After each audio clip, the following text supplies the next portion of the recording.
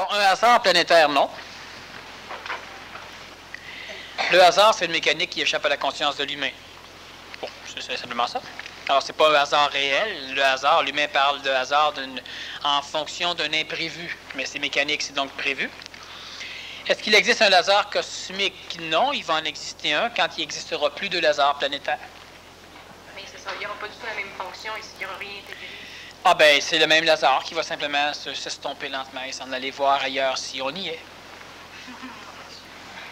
Présentement, la planète est-elle dominée par deux forces, la partie nord par les intraterrestres, la partie sud par les extraterrestres? Là, veux-tu que je continue? Parce que... C'est poilu comme question, ça. Je continue? Oui. Pourquoi les gouvernements nord-planétaires ont-ils établi un pacte avec les intraterrestres permettant à ceux-ci d'intervenir à leur guise sur la partie nord de la planète sans jamais intervenir en échange duquel les extraterrestres leur donnaient des connaissances technologiques? Qu'est-ce que cette merde? Pourquoi cette connivence entre humains et intraterrestres? Les gouvernements avaient-ils le choix de refuser? Quelle est la relation des hommes en noir face aux intraterrestres et au gouvernement nord-planétaire? Où se situe-t-il? Quel est leur rôle? Je voulais que tu continues, mais... OK. Bon, on recommence. Une à la fois, là. Une question à la fois. Oui, je pensais que c'était une petite finalité, là, mais... Mais là, ouais. Présentement, la planète est-elle dominée par deux forces, la partie nord par les intraterrestres, la partie sud par les extraterrestres? Bon. Premièrement, il y a des couloirs de communication entre le monde intraterrestre et le monde de surface au pôle Nord, dans le triangle du Pacifique, auprès des Japon, ou du Japon. Il y a une porte dans le triangle des Bermudes, il y a une porte au Québec, il y a une porte dans le territoire du Nord-Ouest, il y a quelques portes en Union soviétique, il y a une porte en Écosse près de Finorme. Il y a, bon, bref, il y a différentes portes entre le monde de surface et le monde intraterrestre. Il y en a par contre aussi dans le sud, dans le triangle de Polynésie, sur l'île de Pâques. Il y a des portes près de Formose, il y a des portes en Corée, il y a quelques portes pas au Vietnam, mais juste à côté. Il y a une porte sur l'île de Mindanao. Alors, il y a aussi des portes entre le monde de surface et le monde intraterrestre. Le monde intraterrestre, c'est un monde qui uniquement est relié à l'involution de l'homme. Le phénomène extraterrestre apparaît et est apparu beaucoup dans le passé, dans des contextes effectivement plus sud-planétaires. Alors, il y a eu des contacts avec une partie péruvienne. On connaît un peu Nazca, mais il y a eu énormément de contacts. Il y a même des bases extraterrestres encore en opération aujourd'hui au Pérou. Il y a eu des apparitions il y en a eu en Égypte, il y en a eu partout au niveau du monde Maya, il y en a eu jusqu'à l'équateur, il y en a eu un peu au nord, mais on parle encore du contexte sud, donc on peut parler évidemment de l'Amérique centrale. Il y a eu des contacts extraterrestres, l'Afrique a été énormément contactée, l'Iran, l'Irak, Bagdad à l'époque est extrêmement sous le joug d'un phénomène extraterrestre, les Arabes, l'Inde. Bon. Il y a par contre beaucoup d'apparitions extraterrestres aussi dans le contexte nord-américain. Il y en a aux États-Unis, il y en a apparemment pas loin d'ici, sur une montagne qui appartient à un certain M. Hilaire. Et il y a des apparitions de phénomènes extraterrestres et non pas intraterrestres qui sont fréquents. Quoique, certaines personnes aussi disent qu'il y a des contacts intraterrestres au niveau de cette montagne qui appartient à ce M. Hilaire. Et puis... Est-ce qu'il y a, par exemple, une manipulation? Est-ce que le contexte nord-planétaire est donné aux intraterrestres et le contexte sud? Non. Par contre, il y a des individus qui travaillent beaucoup plus avec les phénomènes intraterrestres. Les États-Unis ont de grands contacts avec la mécanicité intraterrestre, comme l'Angleterre d'ailleurs. Et c'est ce qui augmente progressivement certaines formes d'expression de surface, en l'occurrence le satanisme, tous les mécanismes d'évolution par la violence. On en connaît suffisamment. Les mécaniques musicaux, les mécaniques qui sont ordinaires. Et il y a par contre beaucoup de contacts extraterrestres aussi dans le contexte nord-planétaire, ce qui fait que la planète est divisée en deux factions, mais elle n'est pas divisée d'une façon nord-sud. Elle est divisée entre certains individus qui plutôt veulent avoir un contact avec les phénomènes extraterrestres, et d'autres sont en contact avec des mécaniques intraterrestres, et d'autres sont en contact avec eux-mêmes, avec personne d'autre. Pourquoi les gouvernements nord-planétaires ont-ils établi un pacte avec les intraterrestres? Bon. Ils n'ont pas établi un pacte avec les intraterrestres, quoiqu'il y ait beaucoup de dirigeants ou d'attitudes, de structures mentales, sociales, qui soient assujetties à la mécanique intraterrestre. Mais ce n'est pas un pacte volontaire, les dirigeants ne connaissent pas. Au Canada, on a... je pourrais nommer des noms d'individus qui sont manipulés par la mécanique intraterrestre, alors que les États-Unis ont beaucoup de contacts extraterrestres au niveau de certaines personnes, quoiqu'on a eu dernièrement un président, pas Reagan, mais d'autres un peu avant, qui était totalement manipulé par des mécanismes extraterrestres. Alors, il n'y a pas de connivence réelle marquée entre les dirigeants, mais il y a une incidence marquée au niveau des manipulations. Mais quand tu dis que le prédécesseur de Reagan était manipulé par des contacts intraterrestres... Son perroquet. Son perroquet. C'est-à-dire quoi? Il répétait ce que l'autre leur disait? Il était sous-conscient? C'est que le perroquet lui disait quoi faire. Oui, mais c'est ça. Faisait, oui. Donc, c'était inconscient. Ah, c'est toujours inconscient. Ah, c'est pas un pacte? Parce qu'ici, ça semble dire non, un pacte. Non, c'est ça que je viens de dire. Okay. Ce n'est pas un pacte conscient. Ils sont manipulés. Okay. Il y a quelques individus qui s'énorgueillissent de dire qu'ils le savent. Ils le disent pas fort. Mais ils l'écrivent. Ceux qui font les études essaient...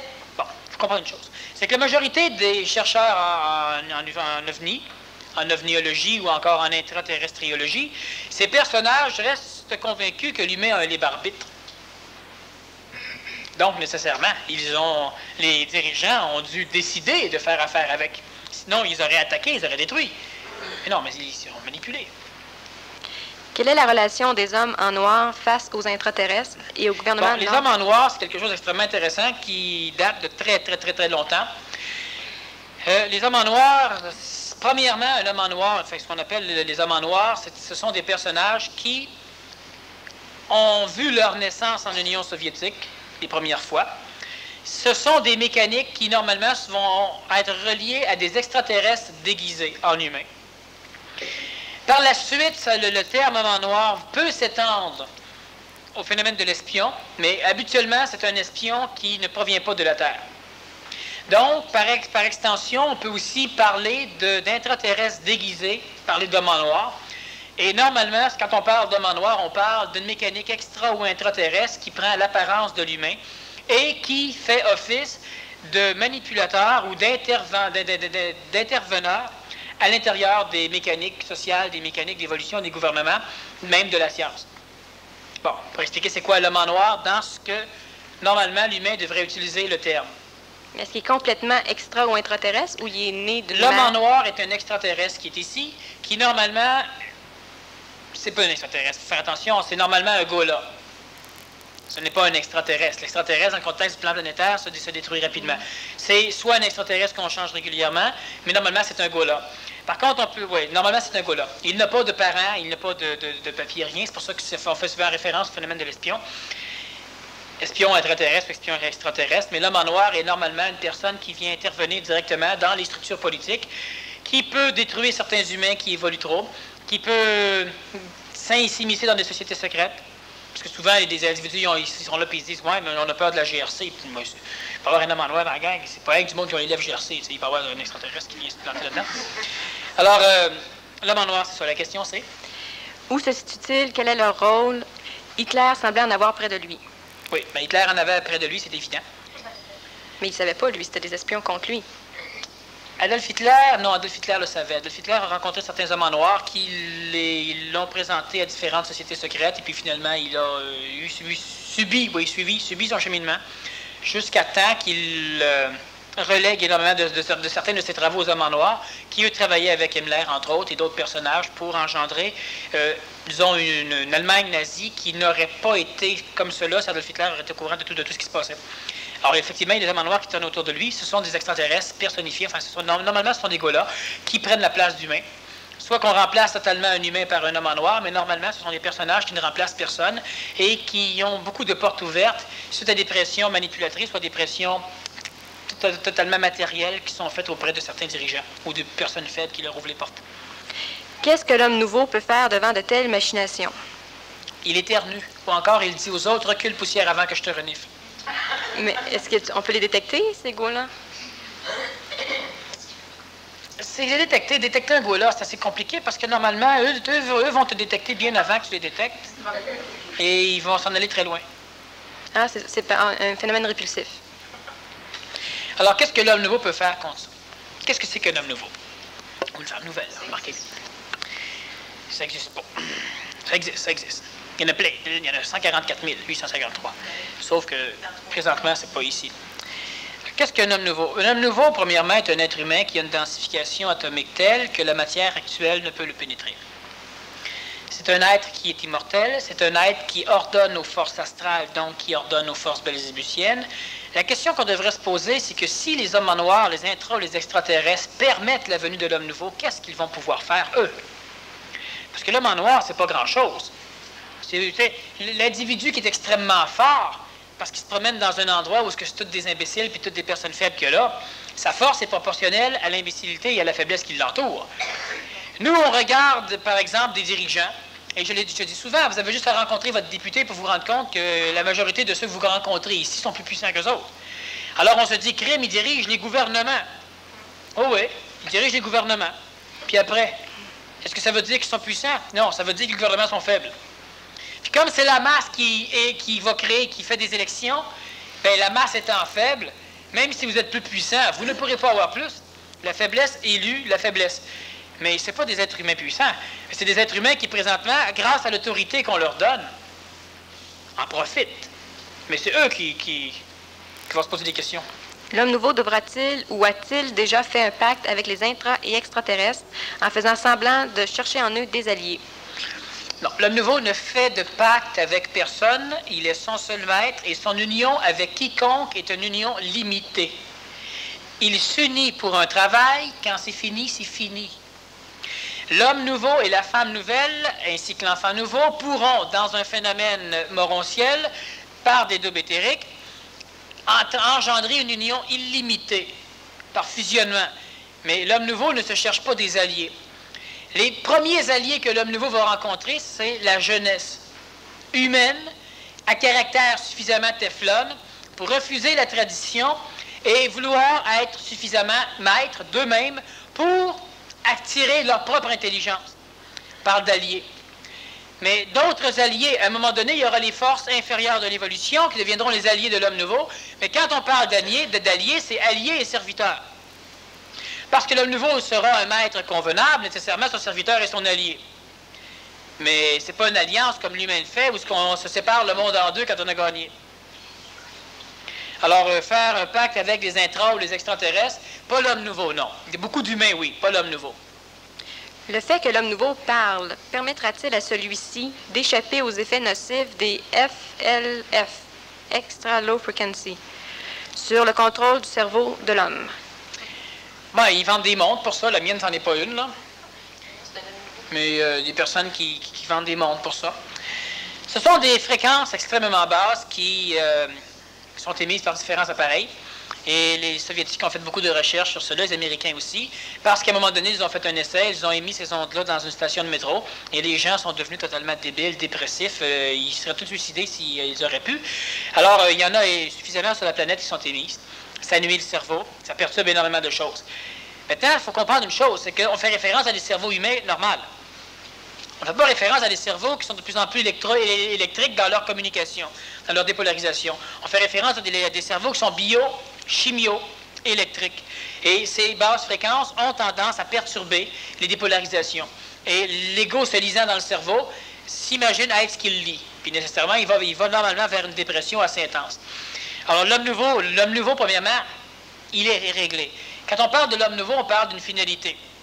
Si on parle de la personne qui est nouvellisable, la personne qui est mutable, la personne qui est supramentalisable, conscientisable, on pourrait résumer par transportable, ben cet individu, la parole va l'aider, mais on en revient toujours à la même chose. Chaque fois qu'un individu a une possession, une manipulation, qu'elle soit d'ordre physique, astral, électronique, ce que l'on voudra, si vous avez la faculté de vous séparer de la manipulation, de savoir que vous êtes là, votre corps physique se met à trembler, il arrête de trembler, vous vous écrasez, vous n'avez plus d'énergie, vous n'êtes plus capable de parler.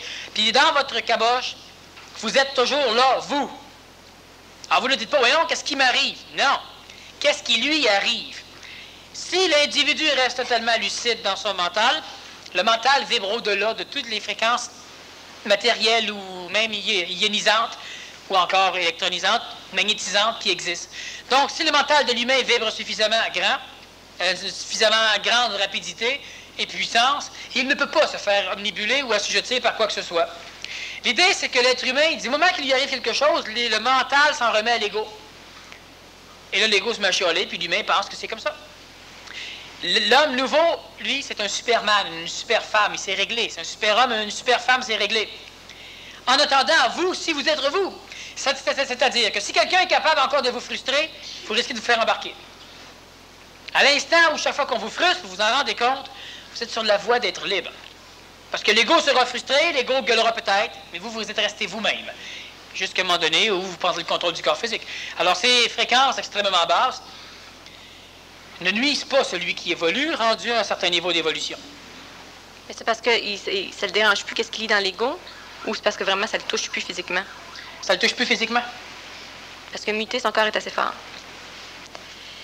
Quel est le rôle occulte de la Syrie qui détruit Beyrouth par des bombardements intensifs et meurtriers?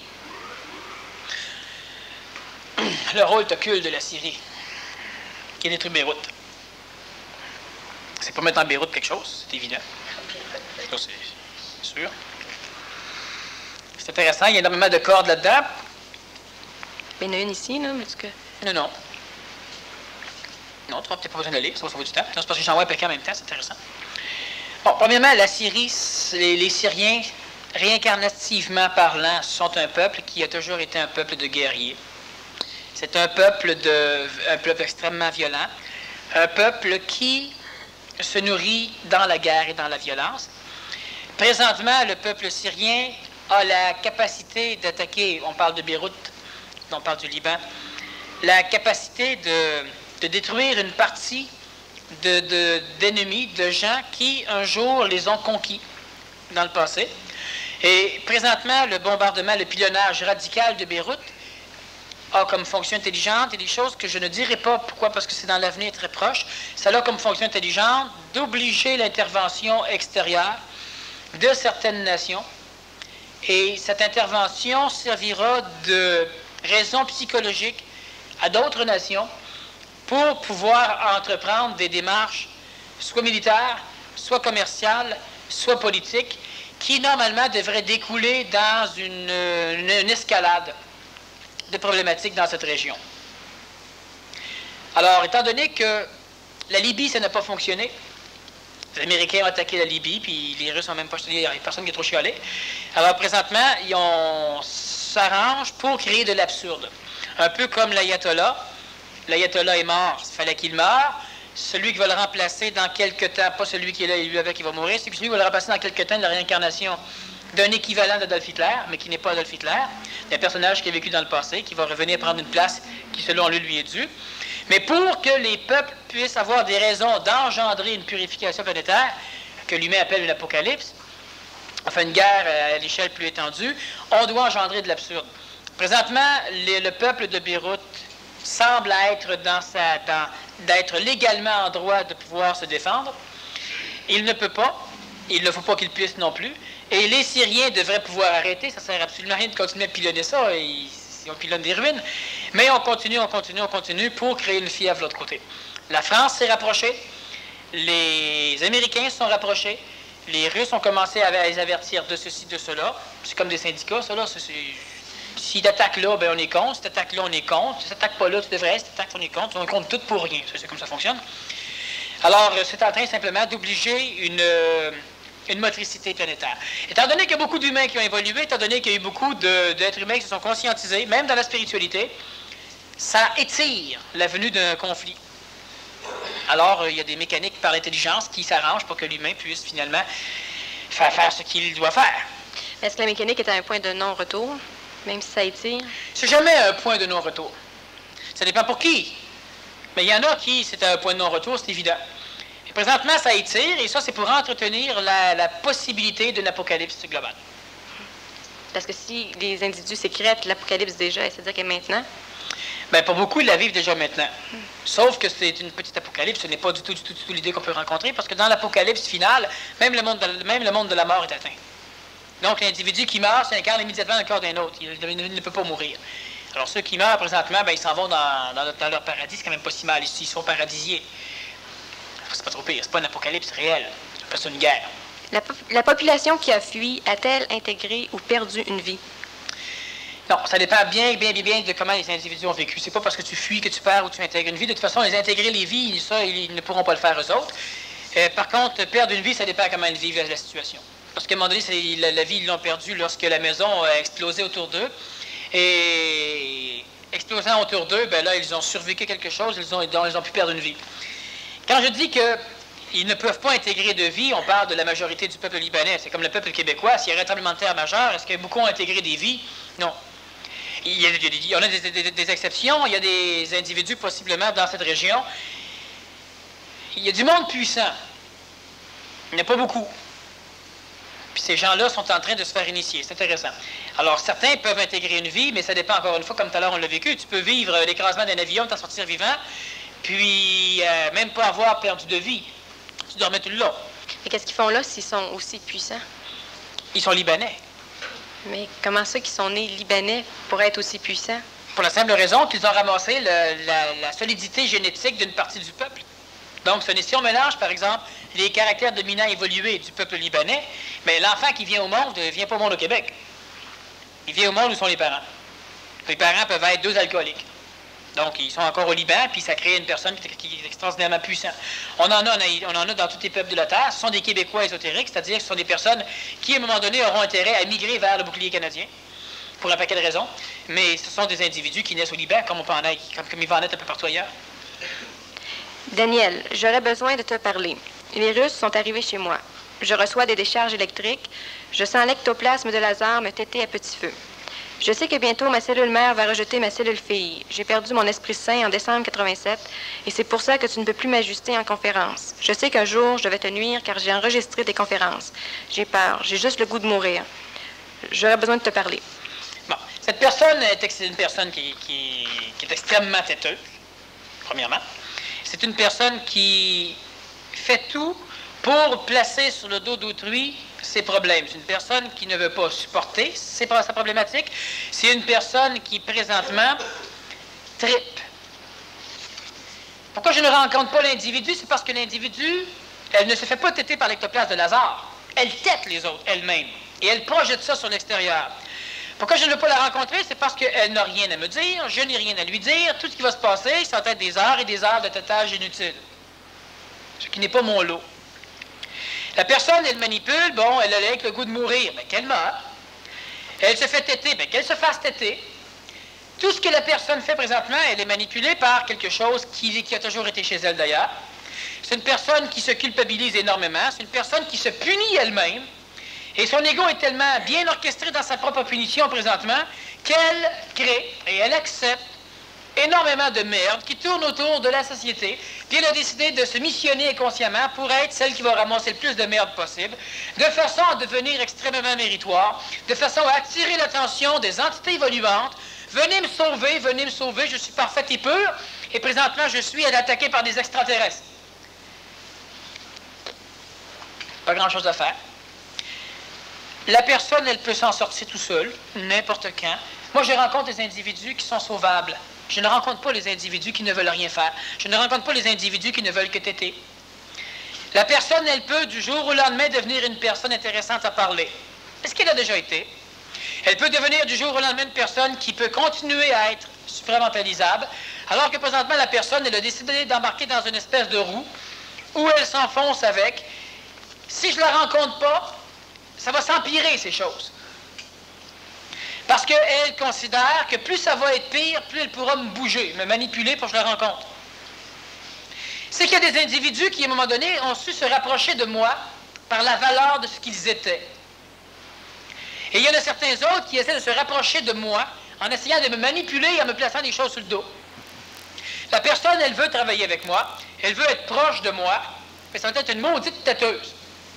Moi, ça ne m'intéresse pas du tout. Si la personne, elle veut se rapprocher, qu'elle prenne d'autres voies, d'autres chemins, des voies qui font partie de l'intelligence, et non pas des voies qui font partie de la stupidité astrale. Elle a des décharges électriques. J'en connais, moi, que leur tapis se déplace dans la maison. Le meuble se bouge. Puis ils viennent pas me dire qu'il faut que je les rencontre absolument pour leur parler. Non. C'est leur vie. Ça ne me regarde pas. Et à un moment donné, ces expériences leur permettent de se former. Une fois formés, ils deviennent plus solides. Quand on se rencontre, on parle d'autres choses. Ah, ça peut être plaisant d'en parler à un moment donné. Mais pas pour Daniel, il faut que je te parle. Non, jamais. C'est pas le chemin du tout pour me rejoindre. Il y a d'autres personnes qui se font têter de l'énergie, et j'en connais qui travaillent avec moi, puis qui ont de maudits problèmes, ils se font têter royalement. Et ils veulent s'en sortir et ils travaillent pour prendre le contrôle de leur corps. Ils n'ont pas besoin de moi pour ça. Et parce qu'ils n'ont pas besoin de moi, on peut se parler. Alors ils pourront se servir de certaines choses. Mais l'individu qui tient absolument à me parler, de cette façon, non. Vous devez comprendre une chose. J'ai déjà expliqué et réexpliqué et expliqué encore que la première chose que vous devez préserver, c'est votre vie. Mais je m'en fous royalement que vous vous suicidiez. Parce que de toute façon, vous ne pouvez pas mourir, vous allez vous réincarner. Autre chose, la personne, elle rajoute quoi? Comment voulez-vous arriver à contacter Daniel Kem? En lui disant que je sais qu'un jour, je vais te nuire car j'ai enregistré tes conférences. Donc, il faudrait que je la rencontre pour qu'elle ne nuise pas. L'astral les a enregistrées, mes conférences, bien avant les cassettes. Puis la matière que je permets qu'on vende sur cassette, puis vous pouvez même fouiller dans certaines conférences du mois, entre autres, où je demande d'interrompre l'enregistrement. Je dis des choses et après on poursuit. Ce qui est distribué est distribuable. Me nuire parce que vous avez enregistré, vous n'avez vraiment aucune idée de ce que je peux faire dans l'astral pour casser la gueule à un égo. J'ai juste le goût de mourir. J'aurais besoin de te parler. Veux-tu? Elle connaît ma réponse depuis longtemps. C'est non. Ne dis pas mon nom tout fort. La personne ici, je veux qu'elle m'écoute avec ses 4 oreilles. J'aurais besoin de te parler. Parce que vous avez un besoin, je dois devenir un esclave. Les Russes sont arrivés chez moi. Les Russes sont des êtres humains bien corrects, bien convenables. Il y a des imbéciles dans l'Union soviétique comme il y en a ici. Puis comme peut-être il y en a dans la salle ici. Je reçois des décharges électriques. Oui. Vous avez peut-être un tapis chez vous. Vous avez peut-être du linge trop électrostatique. C'est peut-être une atmosphère trop sèche. Vous avez peut-être des problèmes d'électricité dans vos murs. Vous avez peut-être simplement une mutation nerveuse qui fait qu'on ressent des décharges électriques. Vous avez peut-être une pathologie aussi qui crée des dépolarisations ectopiques. Et vous voulez en faire un plat occulte et ésotérique? L'ectoplasme de Lazare me tête à petit feu. Dites-moi donc aussi que Dieu vient chez vous manger vos sandwichs. Il y a bien d'autres choses à faire, l'ectoplasme de Lazare, que de vous têter à petit feu. C'est comme si vous veniez m'expliquer que la bombe nucléaire est en train d'épuiser la petite batterie. C'est plutôt vous qui têtez l'ectoplasme de Lazare. Je sais que bientôt, ma cellule mère va rejeter ma cellule fille. Puis, la cellule fille qui va être là, peut-être elle qui va venir me parler. J'ai perdu mon esprit saint en décembre 87. En avez-vous déjà eu un? Vous avez perdu quoi? Vous avez perdu le goût de vous prendre en main. La personne, elle a simplement perdu le goût de se tenir, le goût d'être un être humain. Elle a décidé qu'on la sauverait, puis qu'elle ne ferait plus rien d'autre, à tête. C'est pour ça que tu ne peux plus m'ajuster en conférence. Franchement. Je sais qu'un jour, je vais te nuire car j'ai enregistré des conférences. Attendez de voir la sortie de mon prochain livre dans 2 mois.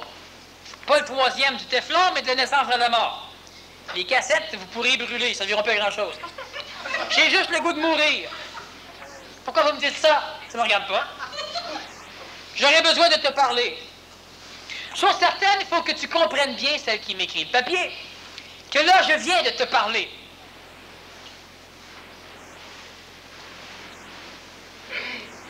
Il faut juste qu'elle se botte le cul. N'importe quel humain qui décide de ne plus se prendre en main fait de moi un maître. J'ai déjà vécu l'expérience dans le passé, je ne le revis plus. Imaginez qu'à un moment donné, vous devenez maître pour sauver quelqu'un qui va se suicider si vous ne lui parlez pas. Vous devenez un maître. Vous avez 3000 disciples. Puis il y en a qui se suicident pareil dans l'eau, les caves. Ils ne sont pas en train de devenir un maître. Suicide pareil.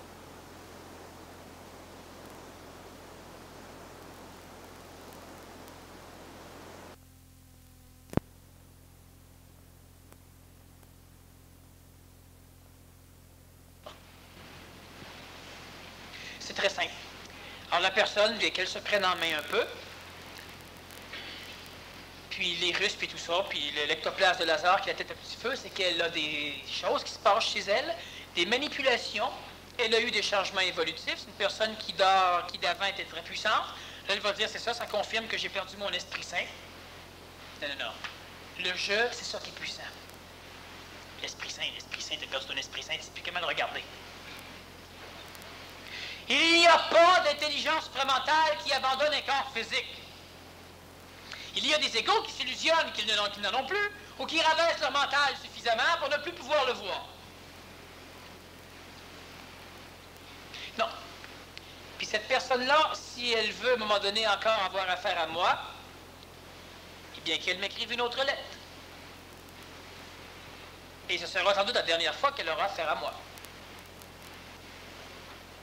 Sinon, qu'elle se prenne en main, qu'elle cesse de s'illusionner qu'elle est ceci, cela ou cela, parce que là, elle se missionne. Je suis le bouc émissaire de Lazare. Je suis le bouc émissaire des Soviétiques. Je suis voilà, c'est une mission. Il y en aura beaucoup sur la planète qui vont souffrir. Il ne faut pas que ce soit fou. Laissez-les faire, les autres. Ils en ont besoin. La personne qui est là présentement, elle vole la souffrance à d'autres humains. Elle a de l'intelligence, elle a suffisamment d'informations. Si elle vit dans un cadre inapproprié, elle devrait s'arranger pour rencontrer de temps en temps d'autres personnes que moi, parce que moi, je vais la manipuler. Mon énergie va l'enterrer, elle ne pourra pas se réveiller. Elle devrait dialoguer avec d'autres de temps en temps. Il y a des possibilités de le faire. Dernièrement, on a même parlé au dernier PMC+. Vous n'avez qu'à téléphoner au bureau. Il y a des journées qui sont réservées spécifiquement à des rencontres entre des individus.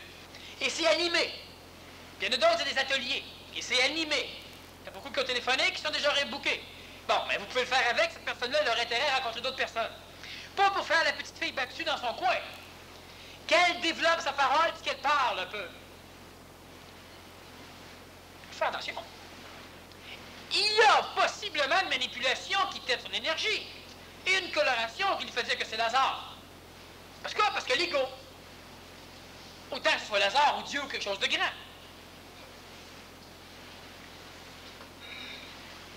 Se prendre en main, c'est facile. Une personne qui, à un moment donné, voudrait me nuire, se mettrait la main, la tête et tout le corps au complet, ainsi que son corps astral et son double éthérique, dans une immense explosion nucléaire. Elle n'a aucune idée de ce que ça peut donner que de vouloir me nuire. Moi, je suis extrêmement pacifique, mais ce qui m'entoure est de l'intelligence. L'intelligence, ça élimine. J'ai déjà expliqué que l'intelligence supramentale, ça plante des clous dans un mur. Votre main est là, ça plante le clou dans la main, dans le mur. Moi, j'ajuste. Un individu qui parle la voix matérielle ou par des voix occultes ou par ce qu'il voudra veut me toucher, va avoir affaire à d'autres choses qu'à moi. C'est ridicule et stupide. C'est surtout impossible. La personne se missionne. Elle a 4 ou 5 missions ici. Ces missions impossibles. Se prendre en main, restructurer son évolution ou prendre une pause café d'1 an ou 2 de mon énergie, ce qui n'est pas mauvais, mais cesser de s'engouffrer dans une paranoïa schizophrénique de plus en plus grandissante. Puis est-ce qu'elle m'écoute? Ben, elle est mieux. Elle peut s'en sortir, elle a tout ce qu'il faut pour s'en sortir, tout ce qu'il faudra, c'est qu'elle décide de cesser de broyer. Ça va fonctionner. Sinon, eh bien voilà.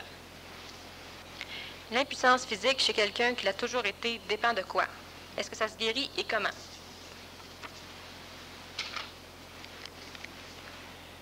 Bon, l'impuissance physique, est-ce que c'est l'impuissance sexuelle? Qu'est-ce que tu en penses? Ça a l'air que oui. Ça a l'air de quelqu'un de gêné qui n'a pas voulu...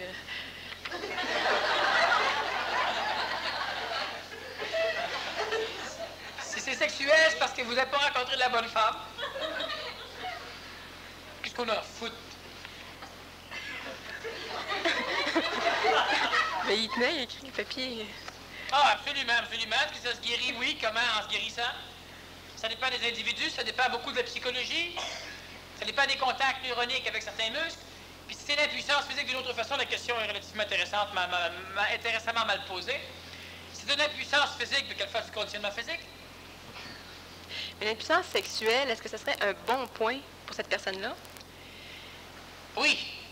Mais par contre, Sauf pour son ego, parce qu'il n'est pas normal. est-ce qu'un impuissant sexuellement... Impuissant, c'est une vraie connerie. En tout cas, quelqu'un... Personne ne peut pas avoir d'érection. Bon. Ouais, bon, est-ce que... Bon, Un impuissant. OK. Un impuissant. bon, une personne qui ne peut pas avoir d'érection, est-ce qu'elle est moins énergétique? Non. Non, ça pas. Donc, c'est un bon point. Ben oui, c'est un bon point certain. Sauf si elle décide de vouloir être normale. Elle a un petit problème, là. J'en connais une personne qui est impuissante. Puis dernièrement, ben, sa blonde, elle est enceinte. Puis il a toujours été impuissant. Fait qu'on se demande comment il a fait. Évidemment, il a fallu qu'il soit pas impuissant 15-20 minutes, quelque part dans sa vie. Il a jamais réussi à avoir de blondes ou de personnes pour aller avec, parce que les bonnes femmes qu'il rencontrait, c'est des bonnes femmes qui pensaient qu'elles étaient sexuées, puis qu'elles avaient à faire l'amour. Un gars qui fait pas l'amour, rien à faire avec ça. Donc, ce gars-là, il a eu juste le temps de concevoir. Oui, il a juste eu le temps de se réincarner. Mais ça devrait toujours être comme ça. Par imprégnation, c'est que l'humain cherche à partir de l'archétype, on n'a rien à foutre que... bon, prends la femme qui n'a pas de jouissance. Pendant que le bonhomme, il fait ses exercices, elle peut lire un livre, elle peut penser à d'autres choses, elle peut méditer. Je sais pas. Mais là, elle était normale, ici, c'est ça. Bon, mais le bonhomme n'a pas d'érection, ça change quoi dans la vie? Puis elle, la femme qui... Pour l'animal humain, c'est important, c'est évident. Il fonctionne à 80% par ça. Bon. C'est ça qui dirige, c'est la flèche, c'est ce qui va dans la vie. Mais... Parce que la femme, justement, qui n'a pas de jouissance, elle aussi, elle récupère en énergie. Oui, il y a des femmes qui viennent me voir des fois qui me disent qu'ils bon, ils ont plus le goût de faire l'amour. Fait que là, qu'est-ce qu'ils peuvent faire?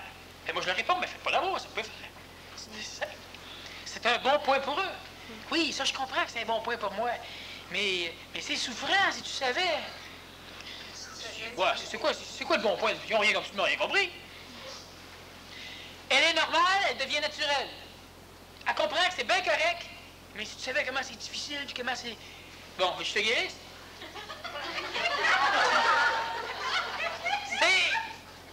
Ils viennent têter, quoi? Ils viennent chercher, bon, ben, ils viennent se plaindre. Ils sont corrects.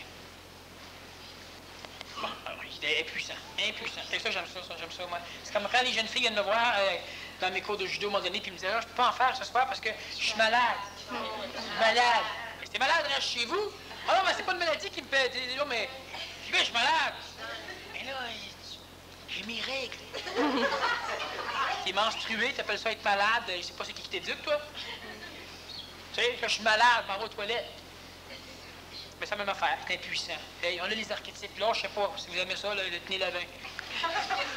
Je sais pas si celle-là... Impuissant. Se réincarne-t-on chez nos enfants de la même façon de notre vivant qu'après notre mort? On se réincarne chez nos enfants par la génétique, ce qu'on a toujours dit. Donc, l'enfant finit par ramener du monde de la mort immédiatement ce que nous avons été dans notre jeunesse et en tant que parents au fur et à mesure de son évolution. Nous allons donc le tuer. Bon, lorsque nous sommes morts, notre personnalité ne s'incarne pas dans notre enfant, à moins que l'enfant ait réellement des vibrations dans sa psychologie ou dans l'événementiel de sa vie similaire à la nôtre. Mais normalement, on va se réincarner dans l'enfant de son enfant, une fois qu'on est dans le monde de la mort. C'est un laps de temps que ça prend? À peu près, en moyenne. Les individus sont pressés et paresseux, alors à peu près. Dans le monde de la mort, ils commencent par triper, par se reposer. Ils appellent ça se reposer. Ils regardent des vidéos de leur vie. Là. Bon. Puis quand ils sont tannés, ben là, ils se réincarnent. Fait que dans ce temps-là, il se passe quelque chose sur la planète. Ça veut dire qu'il y a Ça dépend s'ils sont pas puissants dans la famille. Ça veut dire qu'il y a du Je reviens juste sur l'impuissance, parce que pour certains morts, c'est extrêmement pénible. Ça devrait pas. C'est de l'astral, c'est idiot, c'est pas le mental, c'est inutile, une culpabilisation. C'est un moyen de vous récupérer, un moyen de vous ralentir, un moyen de vous frustrer, un moyen de perdre son temps, un moyen de perdre sa vie. Est-ce que c'est un symptôme de l'homme transitif? En tout cas, je connais un paquet de balles qui aimeraient ça être impuissant puis peut avoir de stimulation sexuelle. Il y aurait la paix. Puis quand il y en a qui en ont, ben les autres, ils veulent se faire guérir. Imaginez, vous êtes en train de regarder un film, tout tout va bien, puis subitement, ben là, on vous passe des images particulières qui fait que là, votre femme n'est pas dans la maison, puis là, ben là, vous avez des problèmes. Franchement, ben, autant régler ça, tu coupes tout ça. Dans l'astral, dans le monde de la mort, il y a du temps comme ça. Dans le monde de la mort, oui, mais c'est un temps qui est totalement différent du temps qu'on a. C'est un temps qui est élastique selon la vitesse avec laquelle on chemine dedans. Parce que le temps, c'est une illusion. Le temps, c'est extrêmement élastique. Plus tu vas vite, plus le temps passe lentement. Plus tu vas lentement, plus le temps passe vite. C'est-à-dire que si tu restes sur le plan planétaire, on a une... Bon, ici, sur le plan planétaire, la planète Terre, elle tourne. Hein, on a une rotation. Si on va se placer en plein sur le centre de la rotation, ça prend 24 heures. Je place le verre ici en plein centre de rotation du plan planétaire. Puis la vitesse qui tourne tellement lente, ça va prendre 24 heures à faire un tour complet. Si je le mets à l'équateur, ça prend 24 heures aussi, mais là, il se promène sur le plan planétaire, puis on a l'impression qu'il tourne en maudit. Par contre, ce qui arrive, c'est que si notre planète cesse de tourner, bien, on va se mettre à vieillir. Mais à vieillir, une vitesse folle. Les arbres vont pousser, puis mourir tout de suite. Tout va se dérouler, là. Très intéressant. Ça ne serait pas tout à fait vrai parce que la planète Terre a une translation autour du Soleil, ce qui lui donne aussi une vitesse. Et si on fixe la Terre autour de son Soleil, que la Terre n'a plus de rotation, là, ça se rapproche. C'est pas tout à fait vrai parce que le Soleil a une translation autour du centre de sa galaxie. Si on bloque la galaxie, mais c'est pas tout à fait vrai parce que les galaxies ont une expansion dans l'univers. C'est ça qui engendre la capacité que nous avons de créer de la mémoire. Plus nous allons lentement, plus tout passe, on n'a pas le temps de rien, on ne vit même plus. Donc, le déplacement engendre la matière et le temps, d'où l'explosion pour la création. Dans l'astral, étant donné que les continuums sont totalement différents, dépendant du taux vibratoire, ça va vite là, très lentement là, etc. Ce qui fait qu'un individu ne vit pas ça même. Il y a du temps, c'est de la mémoire. Il faut que ça ait le temps d'exister. Mais il ne vit pas le temps comme nous le vivons aujourd'hui. Si moi, je m'en vais dans un satellite, je rentre dans une navette spatiale, je m'en vais en orbite autour de la planète, et je fais le tour de la Terre très rapidement, ça t'en fait plusieurs par jour, les orbites, je prends un jumeau, je le mets à terre, je prends l'autre jumeau, je le mets dans une navette spatiale, et je le fais tourner pendant 10 ans.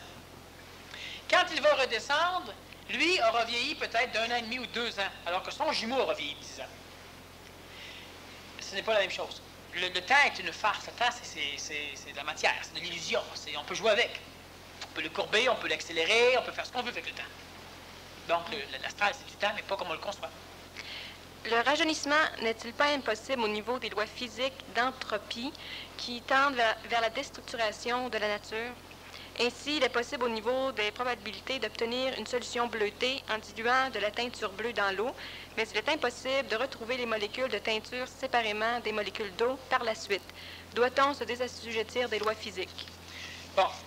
Premièrement, les lois physiques, ce sont des lois qui expliquent ce que l'humain présentement conçoit. Lorsque le plomb n'existait pas, c'est l'orical qui le remplaçait. Lorsque l'orical a commencé à disparaître, le plomb est apparu. Il y a énormément de lois physiques, des lois qu'on a découvertes depuis le début du 20e siècle qui n'existaient pas avant. Ils se sont mis à exister parce qu'on pouvait les utiliser. L'entropie est un phénomène intéressant au niveau des lois de physique, sauf que le mental fonctionne à l'inverse. Le mental, il fonctionne à rebours dans le temps. Plus le temps passe, plus il structure et plus il crée, plus il coordonne. Alors qu'au niveau du reste de la matière, plus le temps passe, plus tout tend à être déstructuré, décoordonné, à s'user. Le métal rouille, l'eau pourrie s'évapore, et tout se désagrège, tout se défait, sauf le mental de l'humain. Quand on parle du mental, on parle de ce qui va au-delà, donc du phénomène supramental. Lui a la capacité d'énergifier suffisamment pour retransformer. Reprenons le principe de l'eau que tu dilues. On ne peut retrouver les molécules pour rendre l'eau bleue. Disons qu'on aurait du sulfure de cuivre dans l'eau, ça va donner une teinte bleue. Plus on dilue, plus le cuivre entre autres, plus on va répartir les particules, les atomes de cuivre à travers des bacs d'eau. Pour pouvoir retourner à l'inverse, on a le choix. Ôter les molécules d'hydrogène et d'oxygène, donc ôter de l'eau, alors on aura la concentration. Par contre, ce qu'on doit concevoir aussi, c'est que même si la concentration n'est pas la même, il y a autant de particules de cuivre qu'au début. Mais il y a autre chose. Qu'est-ce qu'un atome de cuivre? C'est un noyau qui est entouré d'électrons. Bon, dans l'eau, il y a de l'hydrogène et de l'oxygène. Il y a donc suffisamment de particules subatomiques pour pouvoir créer des atomes de cuivre. Alors, on pourrait même transformer l'eau en bloc de cuivre. Ce que la science peut faire aujourd'hui, mais c'est pas rentable. Bon, on peut faire de l'or avec du plomb, on peut s'amuser comme on veut. D'ailleurs, on sait que le plutonium, c'est une matière qui n'existe pas à l'état natif. On la crée. L'einsteinium, le californium, il y en a un paquet d'autres. Ce sont des atomes que l'on crée de toutes pièces et qui ont souvent des espoirs de vie d'une nanoseconde. On le crée, puis là. Ça a pris 30 ans, 3 milliards de dollars, on le crée, puis là. On applaudit, on est content. Bon, on peut en créer comme ça. Les lois d'entropie, ce sont des lois qui sont assujetties à la vision astrale de l'humain. Vision traditionnaliste qui cristallise l'événement.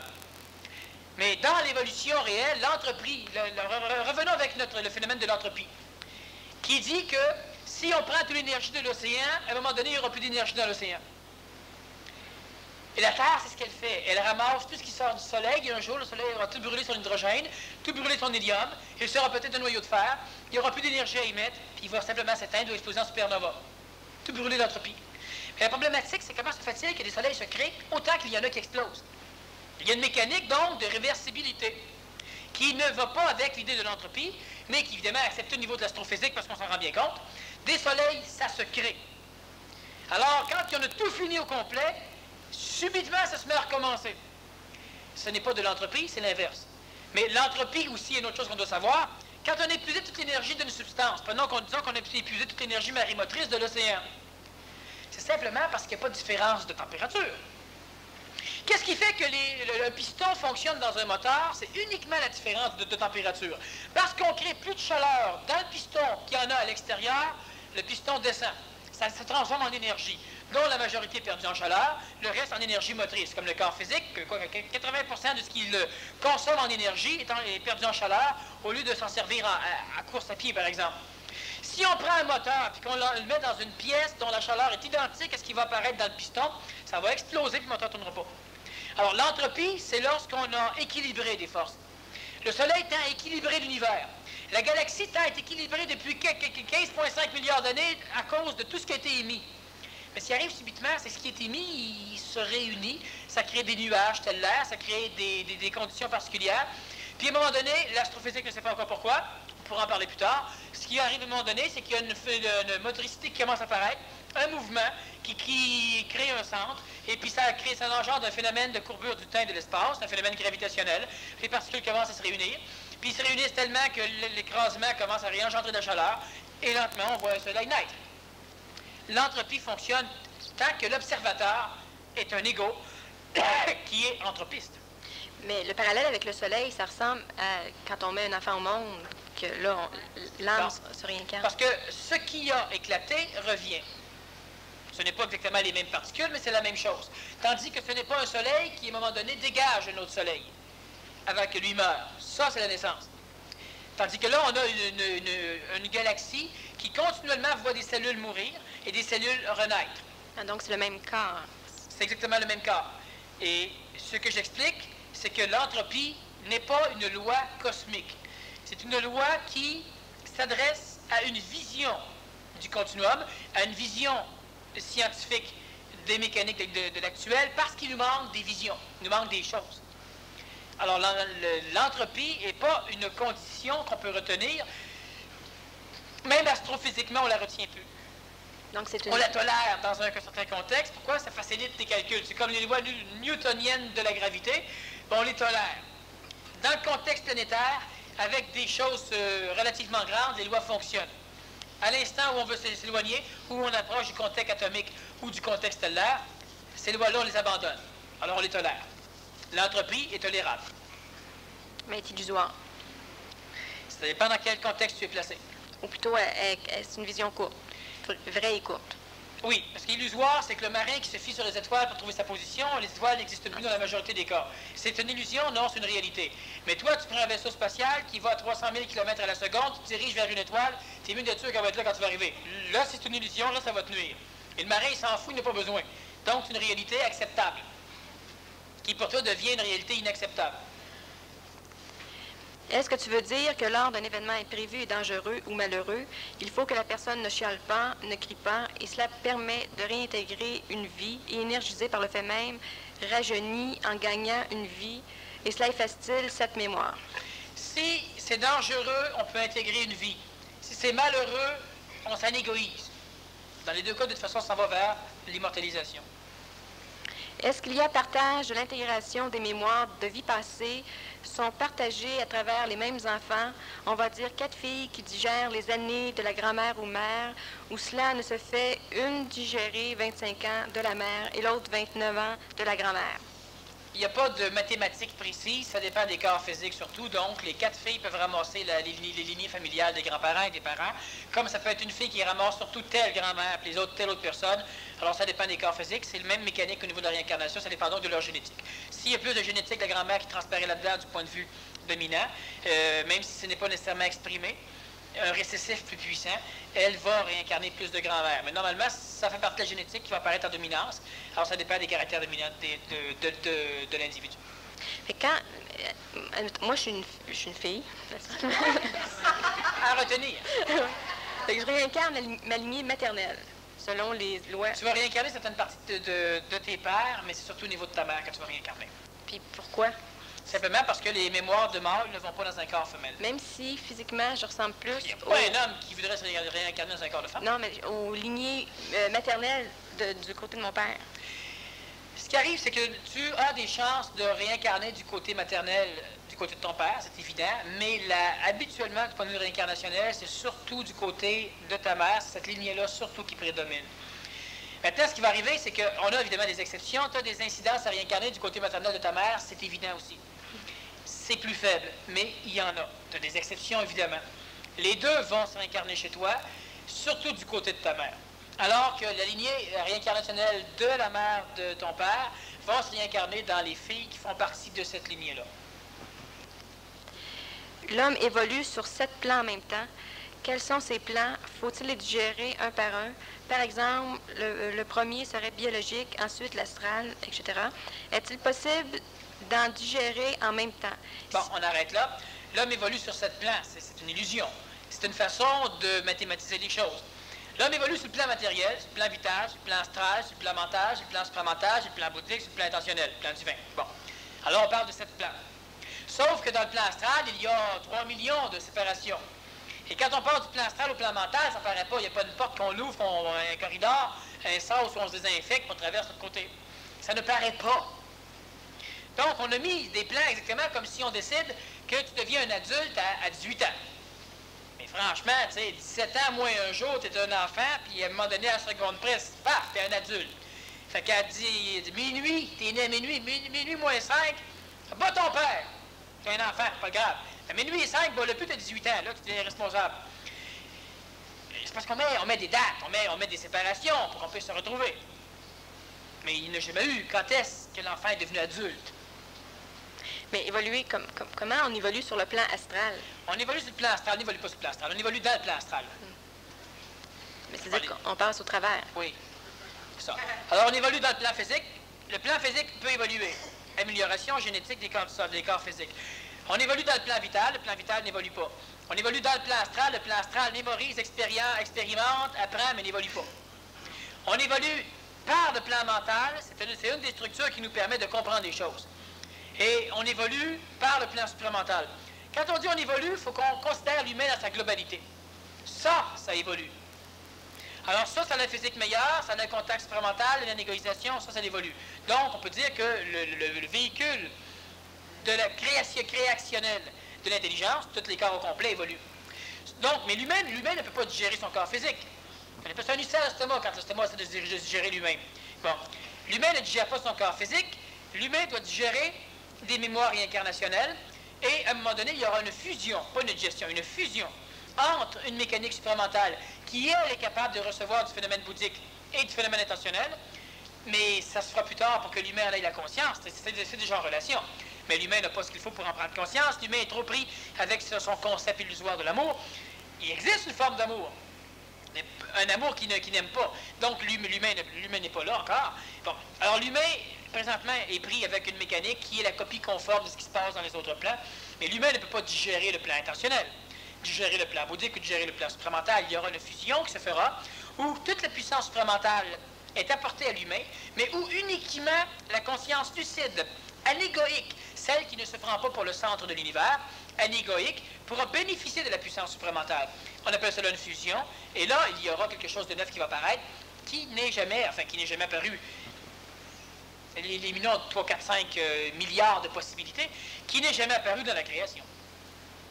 Donc, quand on dit on évolue sur le plan, c'est pas juste de dire ça. Non, en réalité, c'est qu'on chemine. Alors, on peut dire qu'on évolue dans une structure temporelle. Présentement, ici, tu as un contact avec toutes les plans, mais tu ne le sais pas. Ici, tu le sais, ici, tu le sais plus, ici, tu le sais plus, ici, tu le sais plus. C'est un phénomène de temps. Et présentement, l'humain, pour se déplacer dans le temps, se déplace dans la matière. Donc, on dit on évolue. On évolue comme un automobile, tu évolues sur la rue, tu évolues dans un sport. Mais on ne parle pas d'évolution dans le contexte spirituel. Quand quelqu'un disait « j'évolue spirituellement », il voulait dire qu'il cheminait dans les sphères spirituelles. Alors, on peut dire on évolue. Est-ce que c'est le mental ou le supramental qui crée les voiles, ou est-ce les plans bouddhiques? Les plans bouddhiques ne créent pas de voile, le plan supramental n'en crée pas non plus, le plan mental peut en créer, l'ajusteur de pensée peut en créer, l'ego est celui qui en crée le plus. Médiocrisme, il vous refuse d'être.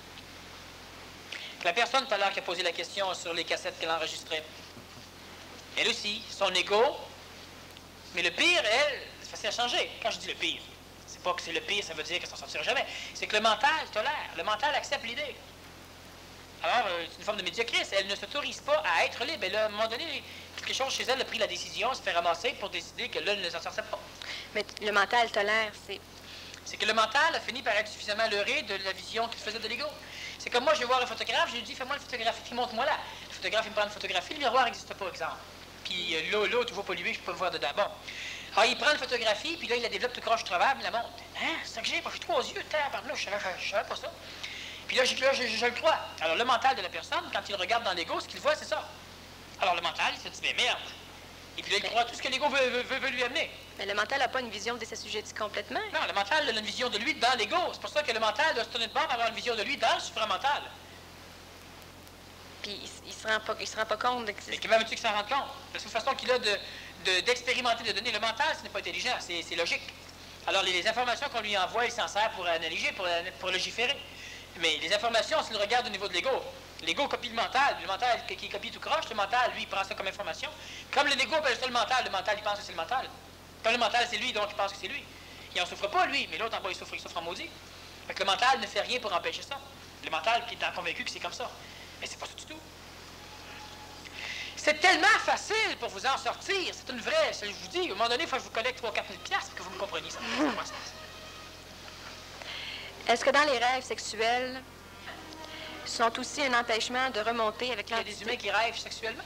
Ben là, on est rendu là. Sont aussi un empêchement de rencontrer avec l'entité morantielle, car le corps sécrète et à ce moment, oui. Absolument. La personne, elle le savait. Mais ça, c'est un coup de cochon, ça.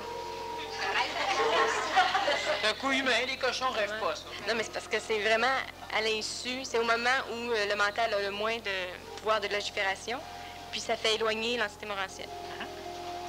Y a-t-il une façon de... Comment? Oui, mais commence par travailler dans ton conscient avant de pouvoir travailler dans l'inconscient. Si tu transformes juste le conscient, en arrière, ça n'arrivera plus pareil non plus. Si toute la journée, là, tu es exactement pur comme tu devrais l'être, dans ton sommeil, tu ne seras pas ramassé. C'est parce que dans la journée, tu ne l'es pas que tu te fais ramasser dans ton sommeil. Donc, c'est une façon pour cette personne-là de prendre conscience qu'elle se fait ramasser. Ben, si elle décide que c'est de cette façon-là qu'elle veut l'interpréter, sinon elle peut dire d'autres choses. J'aimerais que tu expliques le mécanisme de la pensée et comment le contrôler pour qu'il se la ferme de temps en temps pour laisser passer l'intelligence. Bon, alors, on n'a pas beaucoup de temps pour en parler, mais une technique qui est facile, c'est la démarche d'attente mentale, si vous voulez contrôler. C'est vous devez ralentir le flot de pensée jusqu'à ce que les mots dans la tête soient lents comme ça va les passer ailleurs, ça sera pas long. Ça fonctionne. La seule chose qu'il y a, il faut qu'on s'autorise à penser à le faire.